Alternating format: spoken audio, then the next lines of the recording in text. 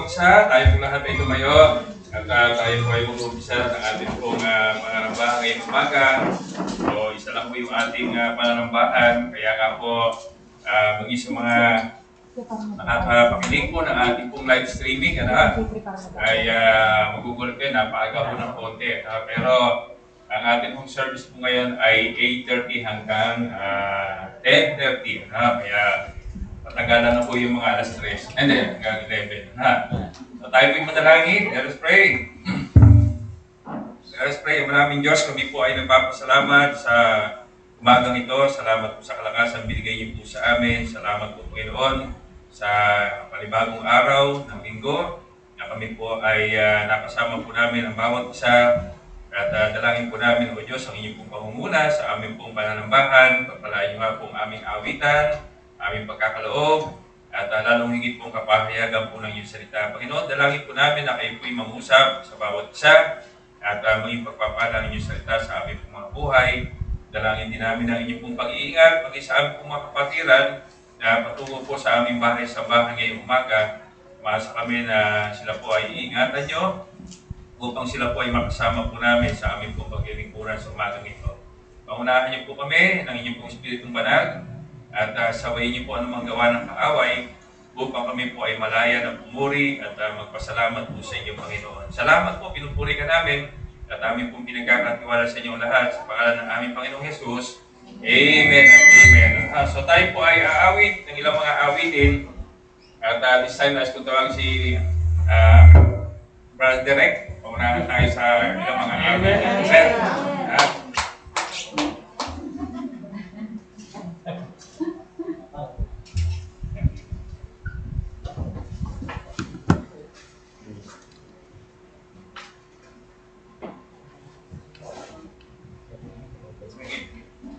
magtanggal ng face mask.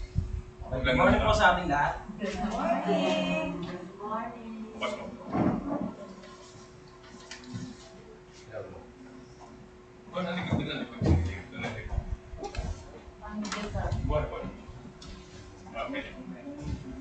Good morning po sa ating lahat. Good morning po. Morning. Yan ka ba? Okay, ating pong awitin to God be the glory, song number 4. May ating pong mga hymnbook. Amen.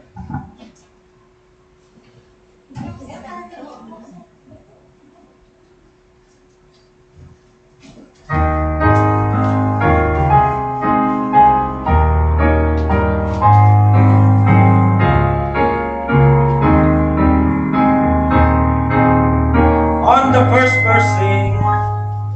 To God be the glory, great things He hath done.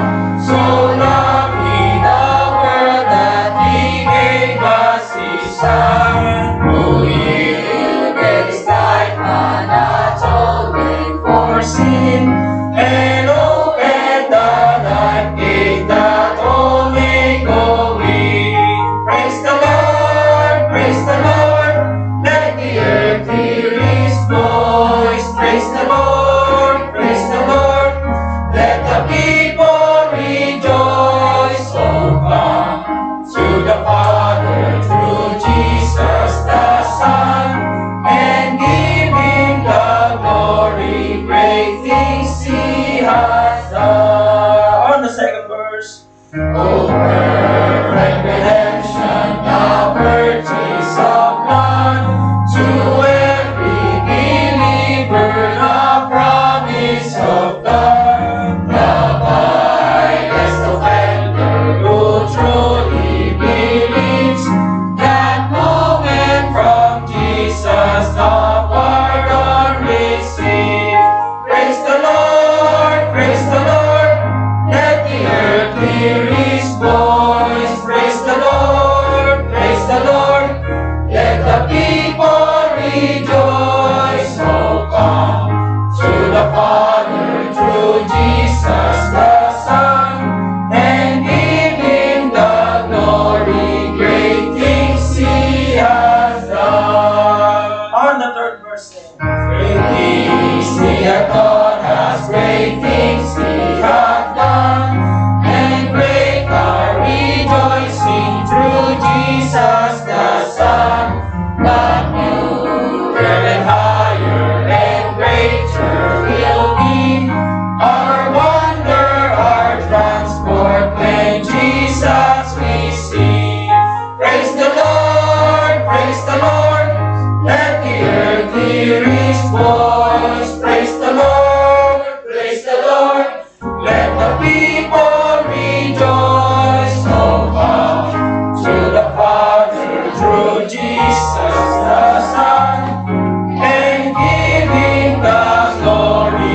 great things He hath done. Amen. Amen. Ano so? Our song, Blessed Assurance, Amen. 114 po sa ating song. Amen.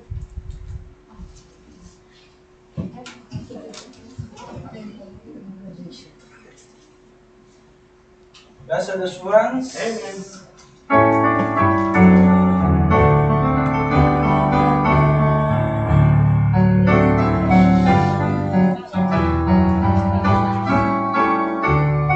On the first verse, sing, Blessed assurance, Jesus is mine. Oh, what a foretaste of glory divine. Heir of salvation, purchase of God. Born of His Spirit, washed in His blood. This is my story, this is my song. Praising my Savior all the day long. This is my story, this is my song. Praising my Savior all the day long. on the second verse, Perfect submission, perfect delight. Visions of rapture, numbers on my side. Angels descending, bring from above. Echoes of mercy, whispers of love. This is my story, this is my song. Praising my Savior all the day long. This is my story, this is my song. Praising my Savior all the day long. Perfect submission, all is at rest. I in my Savior am happy and blessed. Watching and waiting, looking above. Filled with His goodness, lost in His love. This is my story, this is my song. Praising my Savior all the day long. This is my story, this is my song. Praising my Savior all the day long. Bravo po na po ang bawat isa. Okay. Una po, salamat po sa mga awiti po na yan. Ano ha? Blessed assurance, Jesus is mine. Sabi po ng Biblia, pwede po tayo makasumpong ng buhay na walang hanggan kung tayo po ay mananampalataya lamang sa ating isang tagapagligtas. Kaya nga po meron po pananampahan na kagaya po nito. At tayo po ay nagpapasalamat sa Panginoon. Alam niyo, kung sa mga rally nga, wala na hong social distancing. Kasi pananambahan, wala na rin. Pambihira naman. Dikit-dikit na nga, halos magkadikita na yung mga ilong nila doon eh. Tapos tayo, pipigilan sa ating kung sama-samang pananambahan, hindi pwede mo yun. Amen? At tayo po ay nagpapasalamat sa Panginoon. Unti-unting sinasagot po ng Panginoon ang ating mga panalangin. Amen. Alam niyo, ang Panginoon sumasagot sa panalangin eh. Ang tanong lang, kayo po nagpe-pray. Okay? Kinakailangan nagpe-pray po tayo. Kasi sabi ng Bible, more power, more prayer, more power. Less prayer, less power. No prayer, alam niyo na. No power. Kaya sabi po ng isang pastor matanda, 7 days without prayer makes 1 week. 7 araw na walang panalangin, ang isang tao po ay manghihina. Yung week na spelling po nun ay hindi yung linggo, yung 7 days a week. Yung W-E-A-K. Yan. So kaya nga po kinakailangan talaga ng panalangin. Kasi komunikasyon natin yan sa Panginoon. Okay? So bago tayo patuloy na umawi sa Panginoon, at ako yung papasalamat, yung ating song leader ay buhay na uli. Pero siyempre, meron tayong mga bagong song leader ho ngayon. At saka yung mga tatay natin ay ini-equip na ho natin para mag-song lead. And also, tutuloy natin yung ating redeeming the time in discipleship. Kasi tuloy-tuloy naman po yan, yung ating project po na yan. And also, panalangin natin every week, igagawin po natin, ibabalik natin dito yung mga nakatoka na po ng mga naka-schedule. Okay, di ba last time bago mag-pandemic, meron tayong mga schedule dyan ng mga tatay para mag-AMC, magsosongkit, mag-a-usher. So, ibabalik po natin yung scheduling na yan para hindi yung magaya ng ginagawa natin every day or every Sunday na ikaw magsongkit, ikaw mag-usher, ikaw ganito. So, ibabalik po natin yung schedule po natin ng magsusungkit, mag-a-usher, at saka mag-AMC. Okay, so lahat po tayo ay nais sa Panginoon magamit sa ministry. Amen?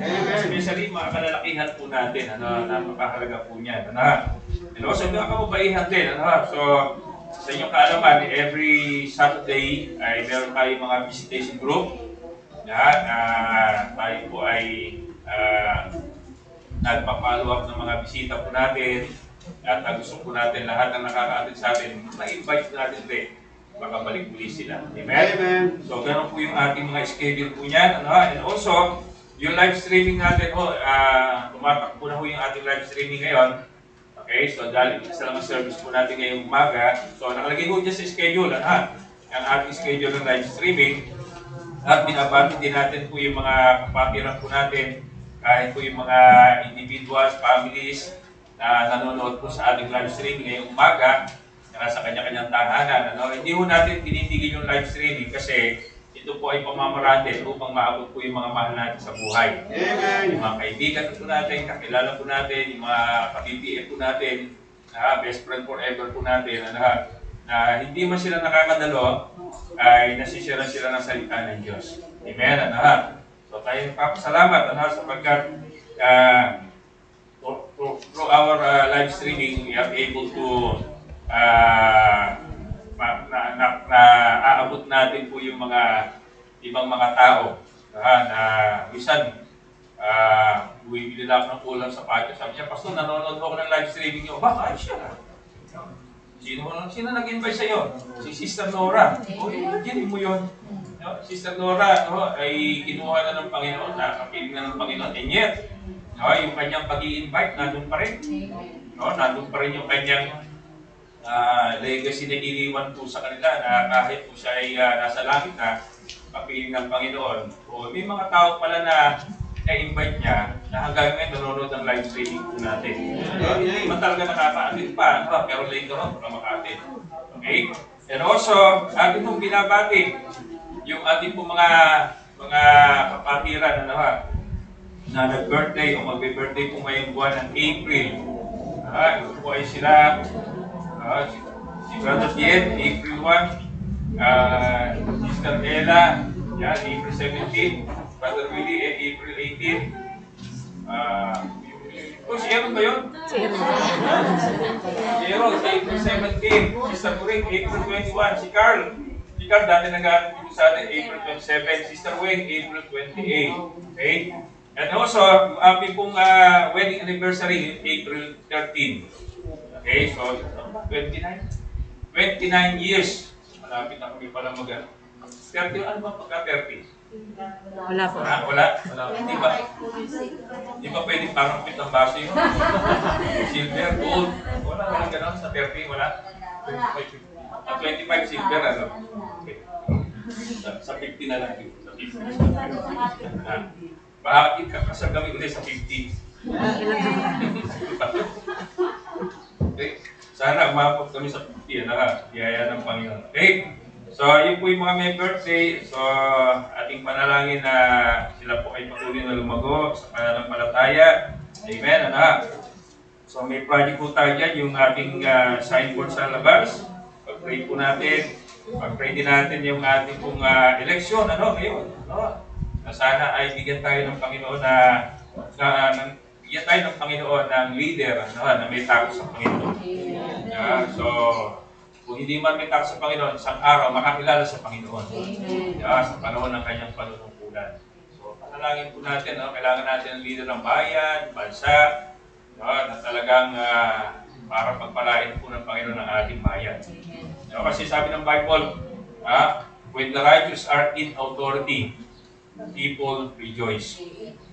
But when the wicked beareth rule, the people mourn. Ano yung sabihin mo nun? Kapag ang matuwid, nanunungkulan, nagagalak ang buong bayan. Amen. Pero kapag ang masama, ang namumuno, naku, nananangis ang tao. Wala lahat. So, korupsyon, yun ang nakakatakot. Kaya ipanalangin po natin. Na wala po tayong in-endorso, again, wala po tayong in-endorso kandidato from national o barangay man o ano, wala. Pinapanalangin natin lahat sila. Na kung sila po ay kapanarin po na maglingkod po sa bayan, ay magkaroon sila ng takot sa Panginoon. Amen. So yun ang nakakaano doon. Now, yung po nasa harap na kopya, yung nasa harap na picture, yung po ay nung po nakaraan naka-attend ako ng Laguna Casos Prayer Group. Yung po ay mga kapasuran, especially dito sa 4th District ng Laguna, from Santa Maria hanggang dito sa Pila. 4th District yan Okay, so yan po yung mga kapastoran na nandyan at nagkaroon kami ng meeting nung nakaraan sa San Pablo. Nagtatanong nga sila kung kailan daw dito sa atin. Sabi ko, pwede ba daw ng konti? Kasi ano po yan may konting kainan po yan, pero pray po sila sa isang lugar. So, ano po yung ginagawa po ng mga pastor po na yan. Okay? So, nalagin po natin, yung maging group po na yan. Okay?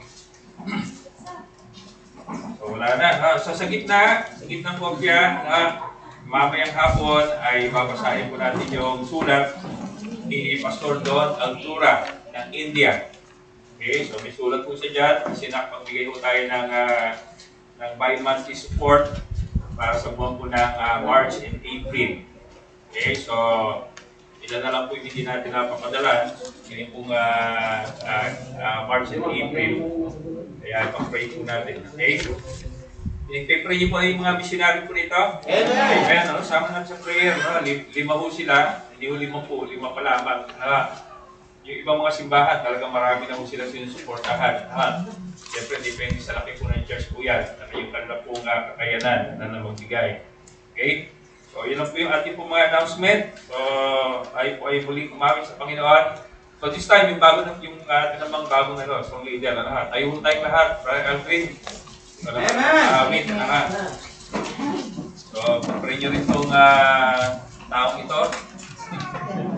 Kasi pinagpapakso natin siya sa mag-upo ng piano. Para pag marunong rin ko talaga, bibili tayo ng maayos ng piano. Okay, so kung saan lalagay, hindi pa natin alam. Basta magkakasa dyan yung piano.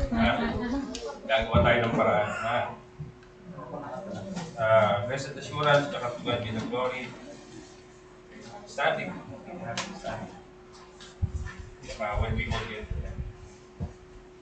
Good morning po sa ating lahat. Ating pong awitin, Standing on the Promises. Amen. Amen. Song number 4, song number 7 po sa ating pong sambok.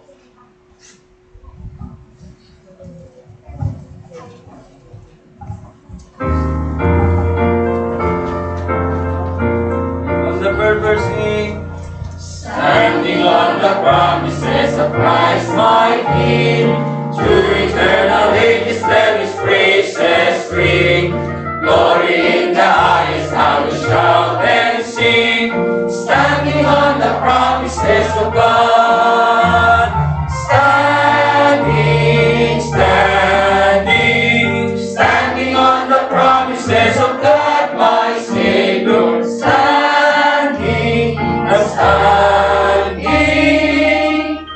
I'm standing on the promises of God. The second verse. Standing on the promises that cannot fail. When the holy storms of doubt and fear assail, by the living word of God I shall prevail. Standing Standing on the promises of God. Standing, standing, standing on the promises of God, my Savior. Standing and standing. I'm standing on the promises of God. Standing on the promises of Christ the Lord, bound to Him eternally by love's strong cord, overcoming daily with the Spirit's sword. Standing on the promises of God. Standing, standing, standing on the promises of God, my Savior. Standing and standing. I'm standing on the promises of God. Standing on the promises I cannot fail, listening every moment to the Spirit's throne, resting in my Savior as my all in all. Standing on the promises of God. Standing, standing, standing on the promises of God, my Savior. Standing and standing. I'm standing on the promises of God. Amen. Sa papangawitin natin pangawitin ang pangalan kapag tinawag. Amen. Song number 63 po sa Tagalog. Amen.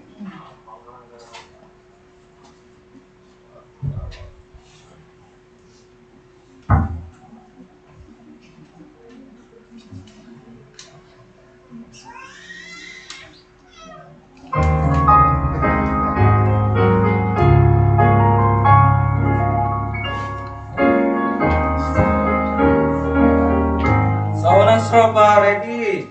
Pagkumpeta ay hindi pa nagsumapit ang wakas, tayo dadalhin sa dakong marilang. Pag tinawag na ang ngalan ng lahat ng naligtas, naroon ako at tutugon agad.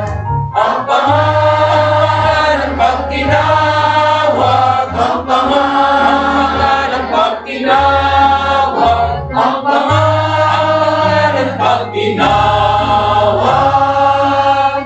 naroon ako at tutugon agad. Ang mga anak kay Jesus na naunang nangamatay, bubuhayin ang Panginoong banal. At pagka nagkatibo na tayo sa kalangitan, kay saya at iyon makawalay. Ang pangalan pag tinawag, ang pangalan pag tinawag, ang pangalan pag tinawag, naroon ako at tutugon agad. Please, strofa. Ay laging maglingkod sa Diyos magpahanggang wakas, ipahayag ang pag-ibig niyang wagas. Ang ating paglilingkod kapag natapos ng lahat, pagtiwala ay kanyang igagawan. Ang pangalan pag tinawag, ang pangalan pag tinawag, ang pangalan pag tinawag, naroon ako at tutugon agad. Amen. Magkakaupo na po ang bawat isa. So this time, tayo po ay tatawag ng ating special number ngayong umaga. Okay? Okay. Dito na po kayo. Mag-special number.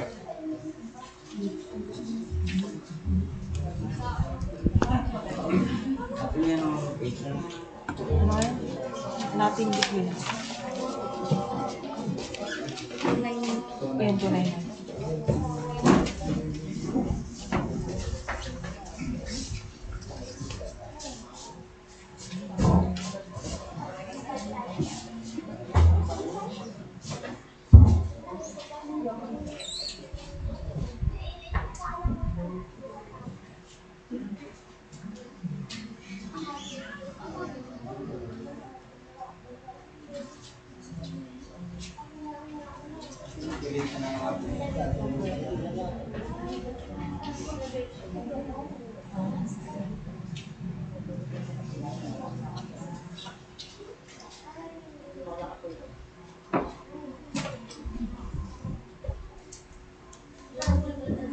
Galatians chapter 2, verse 20. I am crucified with Christ, nevertheless I live, yet not I, but Christ liveth in me. In the life which now I live, in the flesh I live, by the faith of the Son of God, who loved me and gave himself for me. Galatians chapter 2, verse 20. Amen.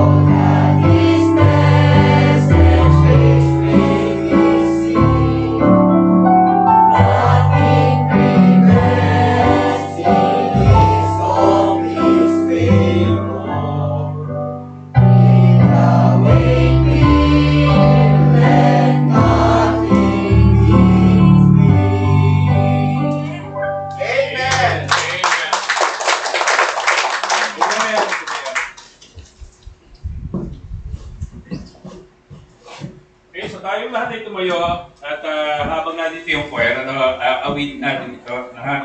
Ito po yung ating monthly song sa buwan po ng April. Nasa gitnang bahagi po ng ating kopya. Amen. Ating kopya. Yan. Gitna. Okay? So, okay. Awitin po natin ito. Nothing between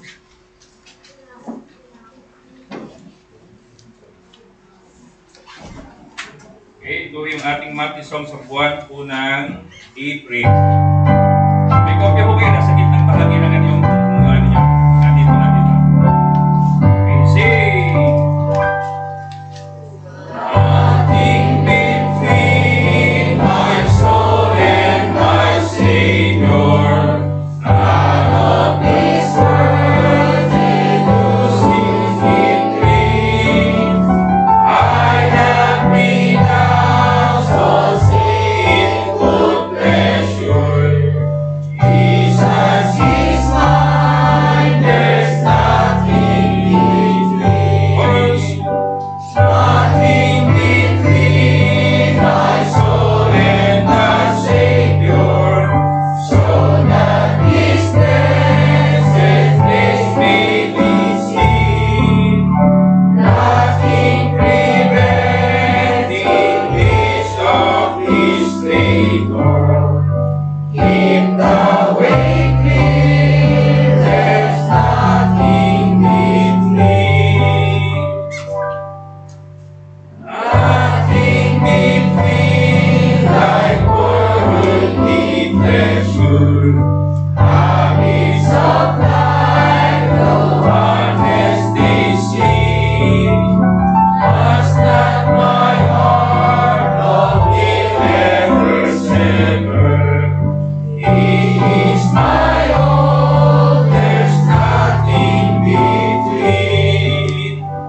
Nothing between my soul and the Savior, so that His blessed face may be seen. Nothing preventing His of His favor. Keep the way clear, there's nothing between. Nothing between like pride or station, self or friend shall not intervene.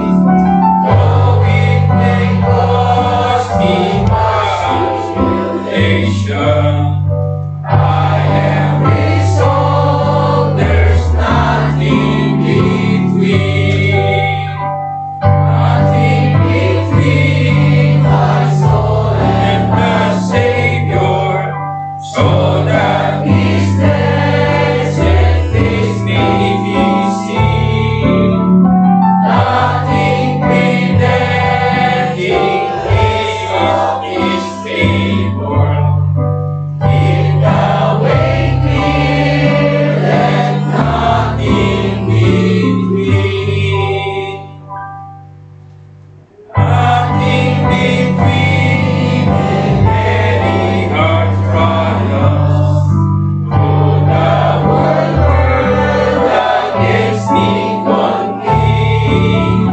Watching with prayer and partial denial. I'll try at last with nothing between. Voice now! Nothing between my soul and the Savior, so that His blessed face may be seen. Nothing preventing His of His favor. Keep the way clear, there's nothing between. Amen. Ano, salamat po sa awitin nila. Ano po kayo? Remain standing po. No? Tayo po dadako na sa ating pag-aaral ngayong po umaga. For a grace song. Amen.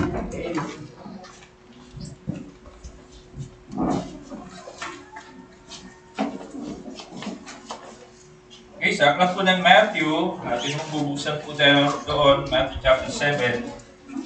At babasahin po natin verse number 13 and 14.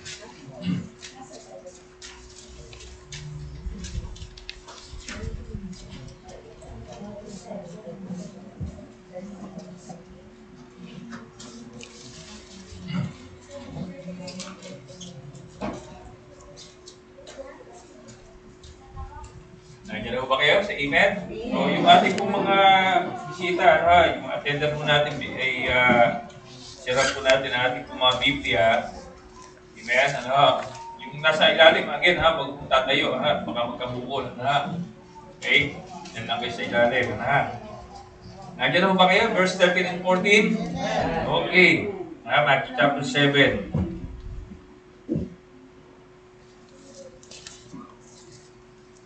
Okay. So, atin nung babasahin ito ng sabay-sabay ang verse number 13 tsaka 14, Matthew chapter 7. Ready? Begin. Matthew chapter 7, verse 13 and 14. Enter ye at the straight gate, for wide is the gate, that broad is the way, that leadeth to destruction, and many there be go in and therein. Because straight is the gate, and narrow is the way, which leadeth unto life, and few there be that find it. Pagpalay na nga po ang pagkabasa ng kanyang salita. Makakaupo na po ang bawat sa again, ang ating pag-aaral ay ito po ay napakahalaga sa buhay po ng isang mananampalataya. Amen? Kung kayo po ay Christian ngayong umaga, ano bang ibig sabihin ng Christian? Isang araw ay nakakilala kay Kristo. Because the word Christian comes from the word Christ. Sabi ng Bible, if any man be in Christ, he is a new creature. All things are passed away, all things are become new. So, yung pagiging Kristiyano pala ay hindi dahil lumaki ka, pinanganak ka sa isang reliyon, kundi yung pagkakaroon mo ng personal na relasyon kay Kristo bilang tagapagligtas. Kaya without Christ, I am nothing. Yung salita pong Christian, pag tinanggal mo yung Christ, magitira I-A-N, I am nothing before God. Kaya kung Kristiyano ka na, ay talagang very meaningful sa iyo yung awit kanina. Naintindihan niyo ba yun? Kasi sabi naman ng awitin natin between my soul and the Savior. Pagka pinag-isipan mo agad yung awitin po na yan, sabi mo na talagang yun ang nais ng Panginoon. To have a very intimate relationship with Christ. Pag sinabing intimate, talagang walang hahadlang sa iyo at saka sa Panginoon. Harangan ka man ng sibat, harangan ka man ng pana, espada, o kahit karayong. Okay? Walang pwedeng humandang sa iyo sa paglilingkuran sa Panginoon. Amen? Amen po ba? And I'm glad kayo po ay nakasama po natin ngayong umaga. Amen? Mag-alakan po namin, especially sa mga bisita po natin, nag-a-attend po sa atin, na kayo po ay narito po ngayon. Kasi ang plano ng Panginoon, kayo po ay magkaroon ng intimate relationship sa Kanya.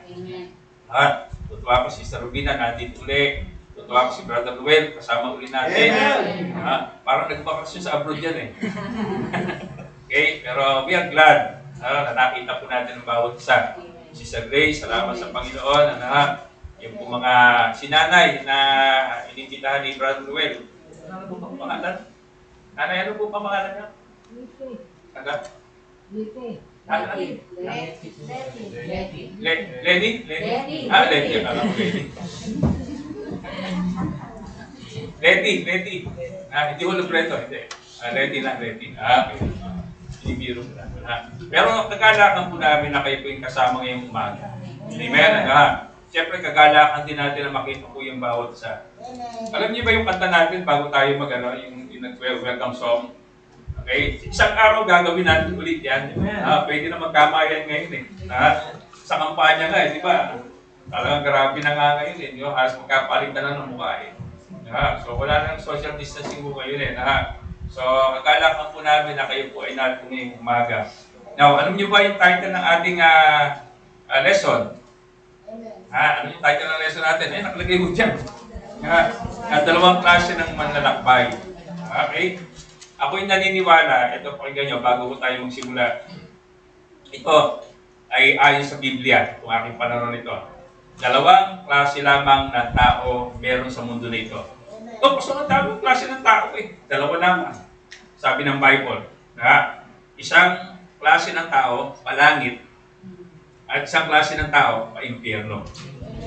Doon na po yun. Yun lang paghahati ng tao sa buong mundo. Buong mundo. Kahit yung mga tao nandun sa buwan, mayroong tao sa buwan. Dalawang klase lamang, palangit o pa-impyerno. Ngayon, sa umagang ito, kailangan matukoy mo na ikaw'y palangit. Kasi ayaw ng Panginoon na ikaw'y mapa-impyerno. Kaya pagdating sa paglalakbay, dalawang klase lang din ang malalakbay na ating tatalakayin. Now, sa ating po, each of us travels on a journey through this life. Each day represent new challenges and choices. Every day or each day we choose which path we will travel, and those choices determine we arrive at the end of the day. Anong ibig sabihin po nito? Araw-araw, meron kang pinipiling lugar na pupuntahan. Uy, pastor, sa bahay lang ako. Hindi pinili mo doon sa lugar na yun. Tama, araw-araw, binibigyan ka ng Panginoon ng alayaang magpasya. Alam niyo po ba yun? In fact, every Sunday, yun din ang ninais ng Panginoon. Dahil ikaw ay may kalayaang magpasya, nais ng Panginoon, magpapasya ka kung ikay sisimba o hindi. Amen. We all have choices to make every day. Pero sana yung choices po na yan ay nakabase sa kanyang salita. Amen. Amen po ba? Hello, nakikinig po ba? Amen. At this point in time, sa ating pag-aaral, sa umpisa pa lamang, iniisip mo na kagad, ano ba yung choices na dapat mong gawin araw-araw? Ano ba yung pagpapasya? At tandaan mo, sa bawat pagpapasya mo na gagawin araw-araw, meron itong tinatawag na blessing and cursing. May tinatawag po itong consequences. Amen. Na sa bawat pagpapasya mo, ay nandun na, tinalaga mo na doon ang iyong future. Isang araw lang, kausap ko yung isang batang lalaki, hindi ko naman sasabihin ng pangalan, ito yung nakausap ko lang siya. 17 years old. Meron siyang anak. Mga pangasawa niya, 16 years old. Isipin mo, nakakalungkot yung ganong edad na sila po ay lumagay kagad sa ganong kalagayan. Ang lungkot yun.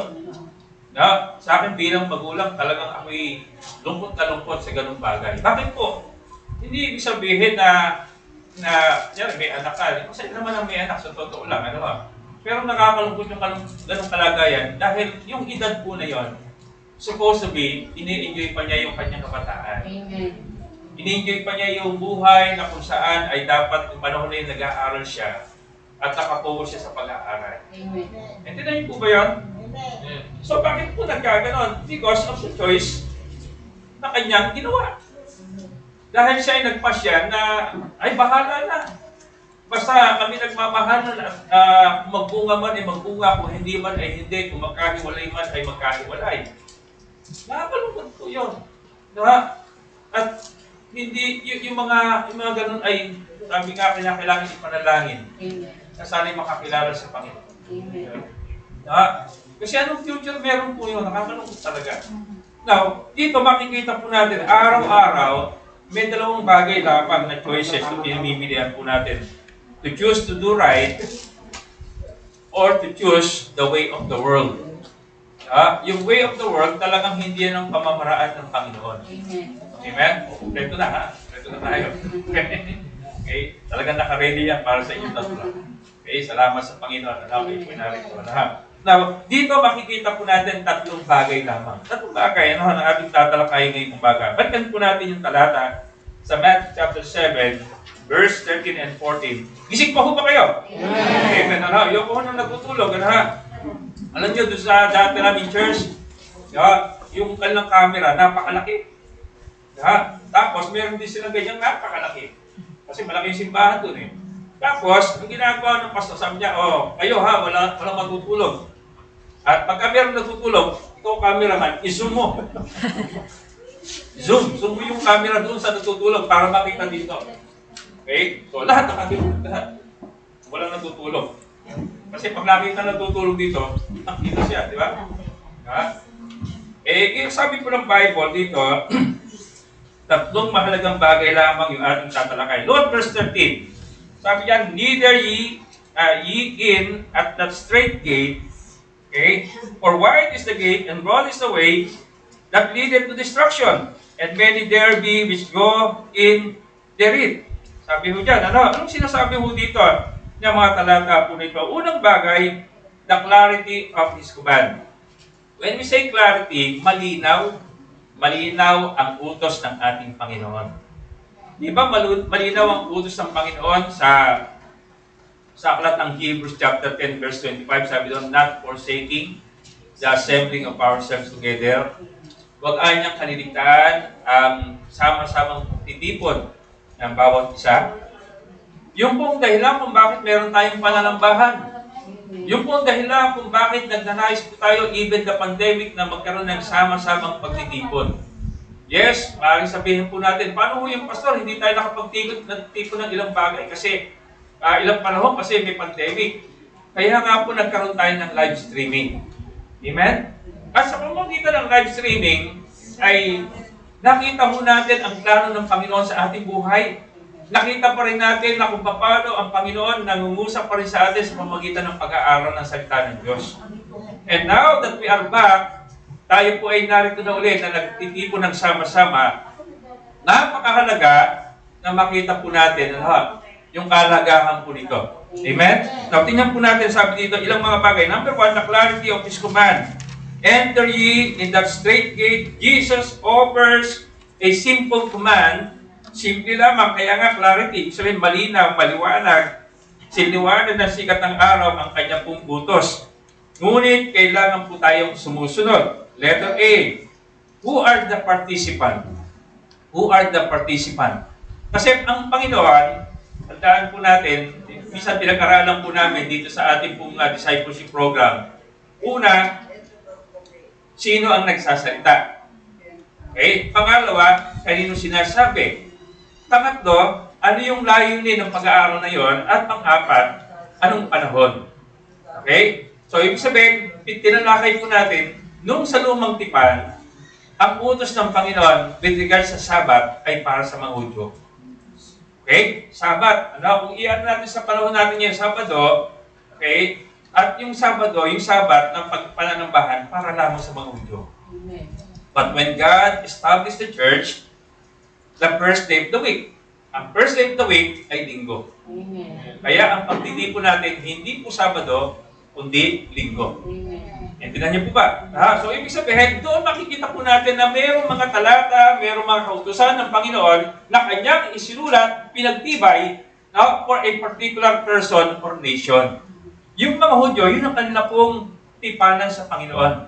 God keep it holy. They sanctified it and blessed it, sabi po ng Bible. Now dito, sabi po ng Bible, simple lamang yung utos ng Panginoon. Letter A, the participant. Ito ang simpleng kautusan, ngunit may malalim na kahulugan. Sinabi niya na ito ang sa kanyang mga disciple, ngunit ito ay para sa lahat ng tao. Look at Luke chapter 13 verse 24. Parehong talata, halos yan. At dito may ipapakita po ng Bible sa aklat ng Lucas. Kailangan ko yung public ko. Okay, verse 24. Okay, sabi po ng Bible, Luke 13 verse number 24. Anong sabi mo dito? Strive to enter into the straight gate, for many, I said to you, will seek to enter in, and shall not be able. Kaya nyo marami ang nagkanais na pumasok po dito sa magwid na daan po nito, o makipot na daan po nito, pero marami ang hindi makakagawa po nito.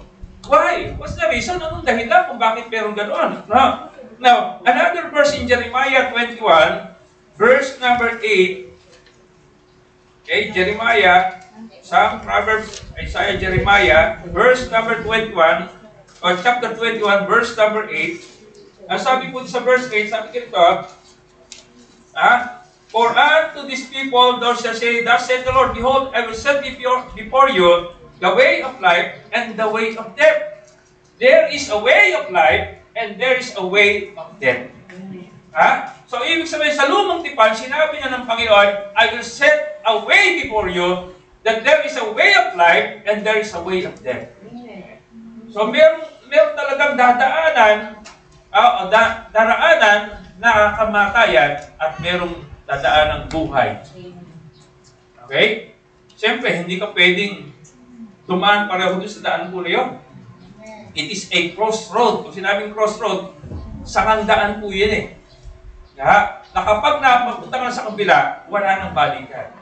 Pag nakapunta sa kabila, wala nang balikan. Kaya, naano sa hangganan ko na yun, mamimili ka kung saan mo pupunta. Okay? Now, sino ho yung participant? Lahat ng mga tao. Everyone who are born in this life, lahat ng tao sinilang sa mundo po na ito, ay kinakailangang pumili. Hindi tayo ginawang robot ng Panginoon. Hindi ka disusik para ikaw ay sumunod lang sa kung ano yung sinuto sa iyo. Ganun ang Panginoon eh. Hindi mo na nilikha ng Diyos si Adan si Eva. Ha? Alam ba ng Diyos na magkakasal sila? Yes. But they had their conditional responsibility. I decide, we decide, you decide. Ha? Kaya yung mga taong wala sa simbahan, yung mga taong malayo sa Panginoon, they decide. They decided. Ha? Na unahin ang ibang bagay higit sa Panginoon. Okay? So, sinong participant mo dito ang sinasabihan ng Panginoon? Lahat ng tao. Pangalawa, the portal. Pamilyar ba kayo sa salitang portal? Ha? Nung araw, pag masakit ang ulo, may ininom portal. Iba po yun, magkaiba po yun. Okay? Yung portal, di ba usong-uso ngayon, ano bang portal na ginagamit no? Sa ano nyo, sa school? Di ba, via Zoom? Di ba, Messenger? Yan yung mga portal na ginagamit po ngayon, ano? Kung saan, doon ka papasok para makapakinig ka ng mga lesson. Diba? Bawat school, may mga kanya-kanya po ngayon ganyan eh. Diba? Ang pinakakilala yung nga, yung Zoom. Ano po ba iba? Google Meet. Ha?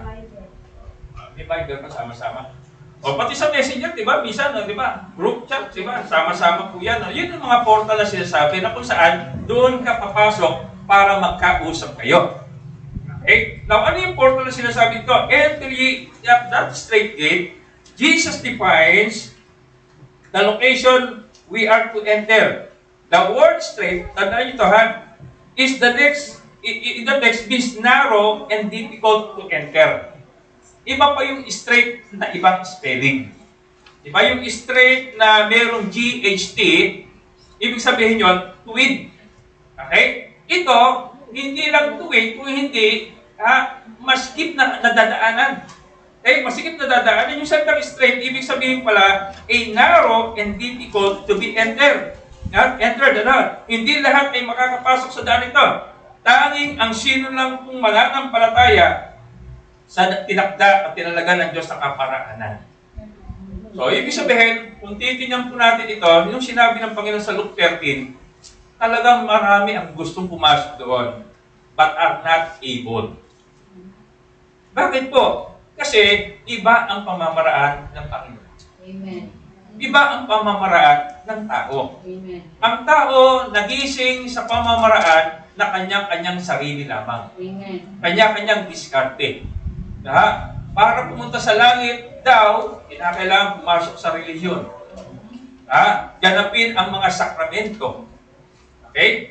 Ano pa? Marami. Magpabautismo, magpabinyag, magpakumpil. Lahat po na yan. Ano? Lahat ng mga bagay na yan, ngayon ang pananaw ng tao, pero iba ang pamamaraan ng Panginoon. Amen. At pati yung pagsali sa relihiyon. Sabi po ng Bible, hindi yun ang pamamaraan ng Panginoon. Now, let us see. Tuloy po natin sa clarity ng command. The priority. Jesus said, we are to strive to enter in that straight gate. The word strive means to contend or struggle. Dito po galing yung salitang agonize. So, hindi naman ibig sabihin, pag sumikapan, yung kaligtasan, hindi po yun. Kung hindi ang sinasabi po dito, pagsikapan, malaman. Okay? Sabi po ng Bible, seek and ye shall find, knock and it shall be open. Diba? Sabi ng Bible, maghanap, makakasumpong, pumatok, pagbubuksan. Yun ang nais po ng Panginoon, yun ang sinasabing pagsumikapan. He reveals that our salvation, though to be something we earnestly seek, hindi pinagsisikapang trabahuin, kung hindi pinagsisikapang hanapin. Okay? Alam nyo, isang araw, itong week na to, dumating ang may-ari ng bahay ko na to. Yung anak. Yung doktor. Yung Monday, dumating. Pagkagaling ko po doon sa fellowship ng mga pastor, kaya pala parang ako'y anong umuwi. Pag-uwi ko dito, dumating nandyan. Saktong pagpasok ko ng motor, tapos maya pumunta kasama ni Ma'am. Sabi niya, Pastor, talagang napamahal na sa amin ang bahay nito. Hindi ko namin pagbibili. Kaming mga anak lang ang susunod. Pero siyempre, ibang pasya ng nanay. Pero pag-pray pa rin natin, anak, baka naman talaga mapili rin natin. Anak. Pero alam niyo, Dr. Huyo, mataas ang tinapos. Ngayon ay nasa Coast Guard. Coast Guard siya. Naka-inline siya sa Coast Guard. Pero winitis ako tumanggap sa Panginoon. Ano sabi niya, Pastor, hindi ko alam kung saan ako ang buhay ko. Hindi ko alam kung anong desisyon na gagawin ko. Okay na yung trabaho ko, maganda ang sweldo ko. Palipat-lipat ako ng lugar nga lang. Pero gusto kong umuwi sa misis ko. 3 years na sila, wala pa silang anak dahil lagi siyang away na iba-ibang lugar, ang destinasyon niya. Napunta pa siya minsan sa Marawi nung magkasagsaga ng gera. Okay? Sabi ko, parang may kulang sa kanya. Sabi ko, parang may kulang sa akin. Doon ko binahagi ang salita ng Diyos. Siya tumanggap sa Panginoon. Sabi ko, kapatid, Dok, yan ang kulang. Salita ng Diyos. Yan ang kulang, kaligtasan kay Kristo. Pag ang tao walang direksyon, siya lang ang kulang sa kanya. Direksyon ng Panginoon. Kahit sabihin mo na mayaman, kahit sabihin mo may pinag-aralan, kahit sabihin mo meron siyang future na nakikita sa buhay niya, sa buhay po na ito, darating at darating ka rin sa conclusion, after this life, saan ka? Saan pupunta ang buhay mo? Langit o impyerno, dalawa lang pupuntahan eh. Kaya you got to decide. Anong priority mo? Yung doktor mo na yun, maganda sweldo niya. Malaking kinikita niya. May future siya. Kasama niya, doktora din. Imagine mo, perfect yung kanilang pwesto. Buhay. May future talaga. Malalaking sweldo po nila. Pero makikita po natin, wala rin yung mga bagay po na yun eh. Wala, sabi niya, hindi ko alam kung ako'y magre-resign na, Pastor, kasi, pero candidate ako for a higher rank. For captain na siya. Yung niya, tataas ang tataas. Pero dadaan ako sa marami pong pakikipag-usap, pakikilaro. May pakikilaro. Ibig sabihin sa gobyerno, ganun eh. Pag wala kang backer, pag wala kang kausap dyan, pag walang humahawak sa'yo, pag wala kang pagbibigyan, o hindi ka makikisayaw sa tugtog, yun sabi niya, yun ang termino niya, hindi ka aangat diyan. Yun po yung takbo ng mundo sa katotohanan. Kahit saan pumunta, talagang pag wala kang backer, wala. Pero sabi po ng Bible, merong direksyon sa Panginoon. Amen? Merong direksyon sa Panginoon eh. Tinukoy niya po dito, yung priority sa ng Panginoon. Look at Deuteronomy, chapter 30, verse 19. Napakahalaga po nito. Napakahalaga ng salita ng Diyos. Kaya yung maraming taong wala sa salita ng Diyos, hindi alam ang salita ng Diyos, mangmang sa harapan ng Panginoon. Kahit po sila'y mayaman, kahit po sila'y mayroong pataas na pinag-aralan sa harapan ng Panginoon, they are fools, mangmang, sapagkat hindi nila alam ang pamamaraan ng Panginoon. Look at Deuteronomy chapter 30, verse number 19. Ano sabi po niya? I call heaven and earth to record this day against you that I have set before you life and death, blessing and cursing. Therefore choose life, that both thou and thy seed may live. Ano sinabi mo ng Panginoon ho dito sa mga taong kinakausap niya po dito? Ano sabi po niya? Dalawa lamang eh. Life or death. Blessing or cursing. Pagpapala ba ang gusto mo sa Panginoon o sumpa mula sa Panginoon? Ay maraming tao, sabi na tanggap na namin pastor ang sumpa. Oo, tanggap mo na nga yan.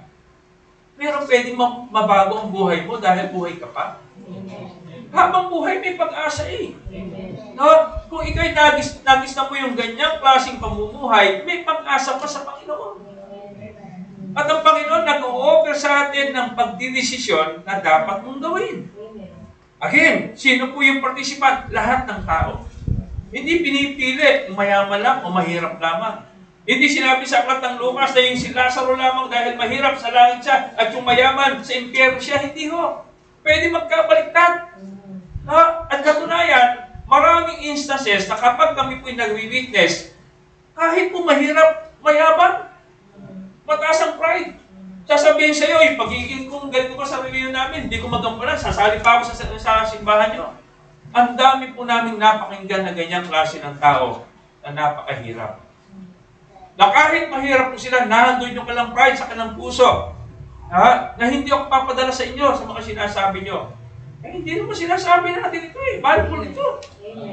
Na kapag hindi sila sumunod, mayaman ka man, mahirap ka man, sa impyerno ka pupunta.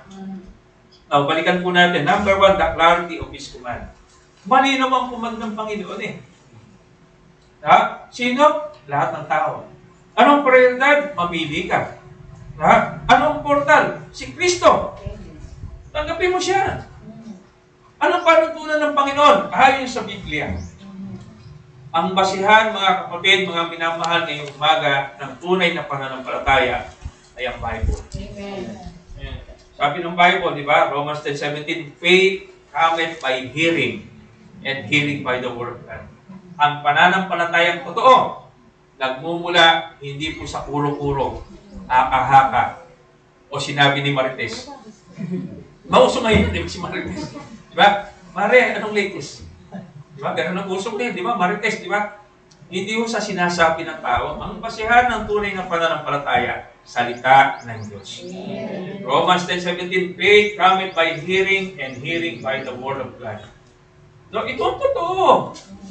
Kaya wag ho tayong matakot na sabihin, ipahayag, ibahagi ang katotohanan. Kaya ganyan na lamang po yung ating pagkanais, yung mga kaibigan natin, bahal natin sa buhay, kamag-anak natin, kahit sinong tao yan, sinesira natin ang salita ng Diyos upang malaman nila na kailangan nila si Kristo. Upang malaman nila isang araw, paparusahan sila ng Panginoon. At ang katotohanan, sabi po ng Bible, hindi niya kayang baguhin. Sabi ng Bible, ye shall know the truth, and the truth shall make you free. Nalaman ko yung katotohanan, March 13, 1993. Na bagamat may relihiyon ako, nagpapakabuti ako, pero nakakagawa ko ng kasalanan, sa impyerno ko pupunta. E nung nalaman ko nung araw na yon, na si Kristo pala yung namatay para sa akin, di naniwala ako sa katotohanan at pinanghawakan ko yung katotohanan. Sabi ng Bible, ye shall know the truth, John 8:32, and the truth shall make you free. Gusto mo bang maging malaya? Kung ayaw mong maging malaya, pumunta ka doon sa mga kulungan, makikita mo, kawawa yung mga tao po doon. Ilang taon ako nag-Bible study sa BGMP Santa Cruz. Lahat sinasabi na wala akong kasalanan ng pastor. Pero may kasalanan sila. Napagbintangan na ako, pero wala, may pananagutan pa rin sila. At wala akong kalayaan po doon. Walang kalayaan po doon. Nakakalungkot yung buhay ko na gano'n. Iba, doon na nga namamatay. Diba? Masarap kayo maging malaya. Mamimili ka kung saan mo gusto pumunta. Magsisikap ka. Kaya ayaw din ng Panginoon ng komunista . Bakit? Sa komunista talagang tatasahan ka. Hanggang dito lang ang kalayaan mong magpakayaman. Pag sobrang yaman ka na, kukunin ng gobyerno yan. So ibig sabihin yung mga tamad, okay lang sakta na. Bakit? Kasi yung mga tamad, aasa na ng aasa. Paano yung nagsisikap naman para yumaman?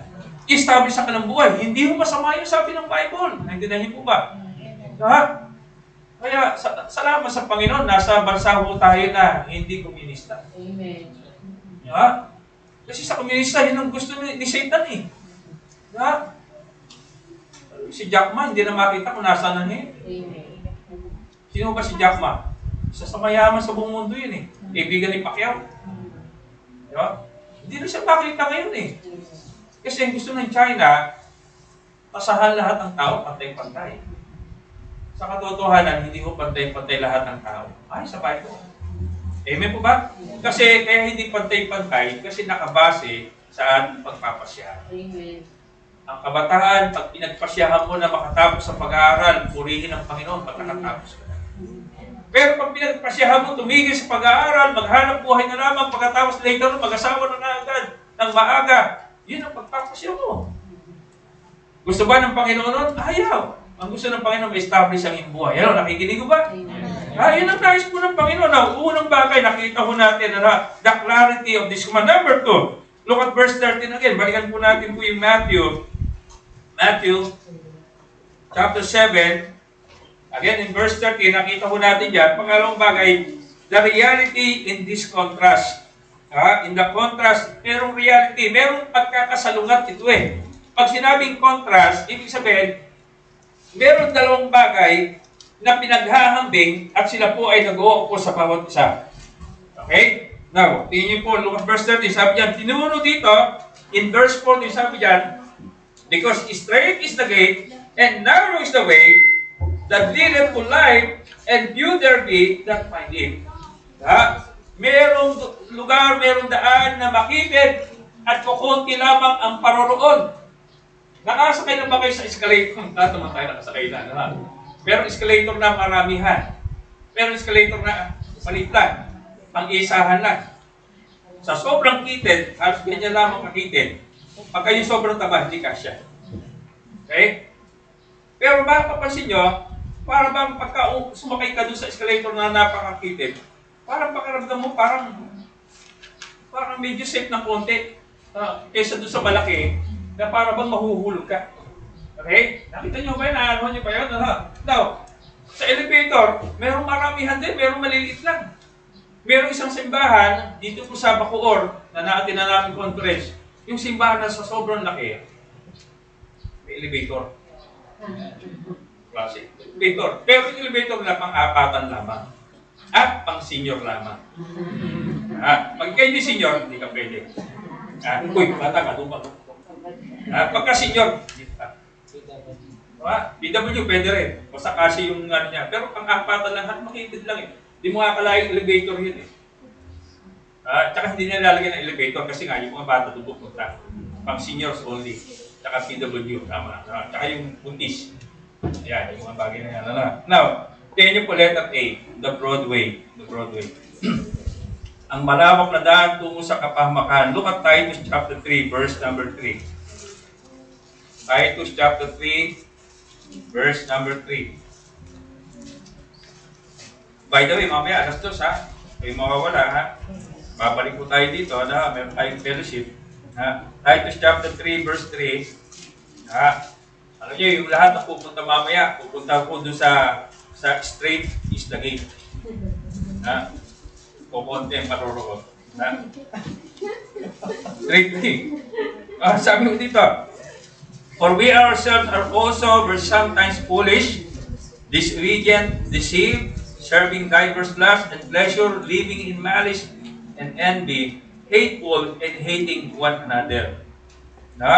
Ito ang buhay ng wala pa kay Kristo.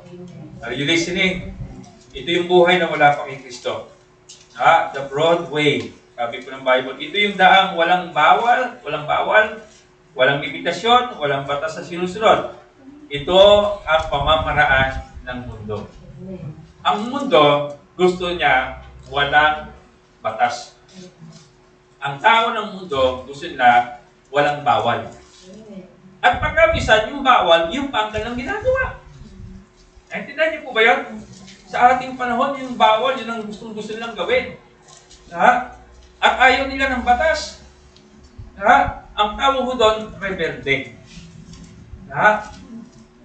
Ayun, sinasabi ko ng Bible, sabi dito, yun ang kanilang kalagayan ng araw. Sometimes foolish, disobedient, deceived, nalinlang, serving diverse lusts and pleasure. Ang pinaglilingkuran po yung kanila po mga pleasure, living in malice, envy, hateful, hating one another. Yun ang sinasabi po ng Bible na kalagayan ng mga taong hindi pa nakakamtan ang biyaya ng Panginoon. Naintindihan niyo po ba? Hello, nakikinig po ba? Now, ito yung daang walang bawal. Okay? Ephesians chapter 2, verse number 2 and 3. Tingnan natin yung mga talata po na ito para maintindihan po natin lubos. Sabi po ng Bible, chapter 2, verse 2 to 3, sabi niyan, wherefore, wherein in time past you walk according to the course of this world, according to the prince of the power of the air, the spirit that now worketh in the children of disobedience, among whom also you had conversation in time past, in the lust of your flesh, fulfilling the desire of the flesh, and of the mind, and were by nature the children of wrath, even as others. Ano sabi po ng Bible? Ito ang buhay ng mga taong wala pa kay Kristo. Tanong, tingin kayo dito, ganyan ba yung buhay nyo? Sinasabi ng Bible? Ngayon, ito ba ang buhay mo? Walang kagalakan, walang kapanatagan sa buhay, walang satisfaction sa buhay. Sabi po ng Bible, in Colossians chapter 2 o 3, verse 6 to 7. Colossians, sundan niyo po ako lahat. We try po natin na basahin lahat ng mga talata po na ito. Colossians chapter 3, verse 6 to 7. 6 to 7, ano sabi ko dyan? For which things sake the wrath of God cometh on the children of disobedience, in the which you also walked sometime when you lived in them. Anong sabi po ng Efeso at Kolose? Ito po yung daang walang bawal. Okay? Ito po yung buhay ng mga taong hindi mananampalataya. Letter B. Ang broad way o malawak na daan, letter B, ito yung daang kaakit-akit. Bakit? Kung anong uso, yun ang gagawin ng mundo. Kung uso ng mundo po ay ang tao wala ng damit, wala na. Wala nang pag-aaral. Okay? Wala nang pakialam sa ibang tao. Bahala sila. Basta itong gusto kong gawin, gagawin ko ito. Magalit man sila o magalit. Wala silang pakialam sa akin. Ganun ang takbo ng mundo. Kaya tingnan nyo ang takbo ng mundo ngayon. Bata, matanda, maitim, maputi, nagpapatato. Alam niyo yung tato, wala hong binabagayan yan. Hello, nakikinig ko ba? Ang tato, again, wala hong binabagayan. Lahat yan, mahalay sa isang tao. Uy, pastor, ang ganda naman eh. May verse pa. Tinato yung verse dito. John 3:16. Hindi ho yung nais ng Panginoon. Kahit itato mo dito yung si Kristo ng sabungan, wala ho rin yun. Naglagay ka ng star dito, naglagay ka ng lagay mo lahat dito, pati sa mukha, pati sa loob. Nakakalungkot kahit sa mga ahensya ng gobyerno, makakita ka ng empleyado ng may tato. At para sa kanila, parang pangkaraniwan na lang kasi uso. Listen, ang sabi ng Bible, sukulam sa harapan ng Panginoon yun. Sabi ng Bible, it is abominable if you put any markings upon your flesh. Sabi ng Bible. Kasi sa Old Testament, ang nilalagyan lang ng mga alipin. Yung hikaw sa kalalakihan, mga alipin lang ang meron noon. Kung ikay malaya na sa harapan ng Panginoon, bakit ka magiging alipin pa? Naintindihan po ba? Paano ang kabataan po natin? Kung ano yung uso, kung ano yung nakikita sa mga Koreano, kung ano yung nakikita sa TV, sa social media, lahat na. Yun ang gagayahin. Ano sabi po ng Bible? Ito yung daan na kaakit-akit. The word broad means spacious, giving the sense of broad appeal and acceptance. Yung palang ibig sabihin ng salitang broad, acceptance. Di ba ganyan yung ginagawa ng mga kabataan? Para sila'y ma-accepted, maging accepted sila ng kanyang mga kaibigan.